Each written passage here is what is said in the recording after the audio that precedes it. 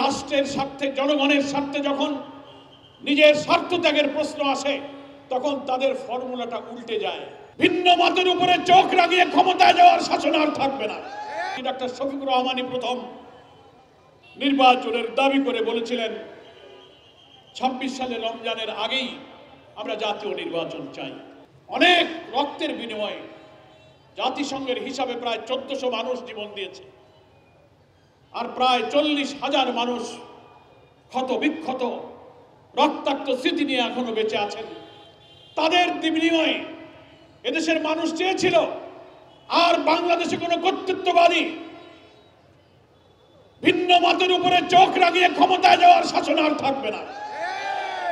সেই আশা একটি গণতান্ত্রিক পদ্ধতিতে অবাধ এবং নিরপেক্ষ নির্বাচনের দিকে আমরা এগিয়ে যাচ্ছিলাম। দুর্ভাগ্য এ জাতির, আমরাই যারা ফ্যাসিবাদ বিরোধী আন্দোলনের রাজপথে ছিলাম, তারাই অনেকে বক্তৃতায় বলেন ব্যক্তির চেয়ে দল বড়, দলের চেয়ে দেশ বড়, কিন্তু রাষ্ট্রের স্বার্থে, জনগণের স্বার্থে যখন নিজের স্বার্থ ত্যাগের প্রশ্ন আসে, তখন তাদের ফর্মুলাটা উল্টে যায়। কি উল্টে যায়? দেশের চেয়ে দল বড়, দলের চেয়ে ব্যক্তি বড়। এই রাজনীতির নিষ্ঠুর শিকারে পরিণত হয়ে আজকে বাংলাদেশের রাজনীতি অবাধ, সুষ্ঠু, নিরপেক্ষ নির্বাচনের মধ্য দিয়ে মানুষের ভোটাধিকার, মানুষের গণতন্ত্রে যে নতুন অভিযাত্রায় শুরু করেছিল, সেই সময় আমরা একটা নতুন বাধার সম্মুখীন হতে যাচ্ছি। বক্তব্য খুব দীর্ঘ না করে আপনাদের কাছে সংক্ষেপে আমি দুটো কথা বলতে চাই।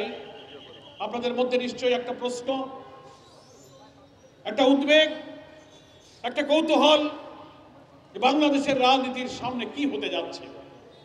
জাতীয় সংসদ নির্বাচন, অন্তর্বর্তীকালীন সরকার যে টাইম লাইন ঘোষণা করেছেন, ফেব্রুয়ারিতে নির্বাচন হবে।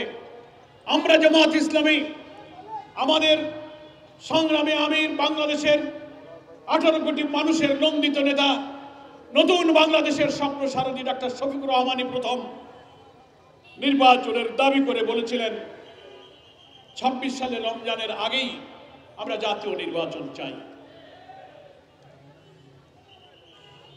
প্রকারান্তরে সেই দিকেই নির্বাচনের লক্ষ্যে জাতি এগিয়ে যাচ্ছিল, কিন্তু নির্বাচনকে সুষ্ঠু, গ্রহণযোগ্য, নিরপেক্ষ করার জন্য বাংলাদেশের সকল রাজনৈতিক দল, সব স্টেক হোল্ডারদের যে মতামত, ন্যাশনাল কনসেনসাস কমিশন, জাতীয় ঐক্যমত্য কমিশন গঠন করা হলো, 6টি রিফর্ম কমিশন গঠন করা হলো।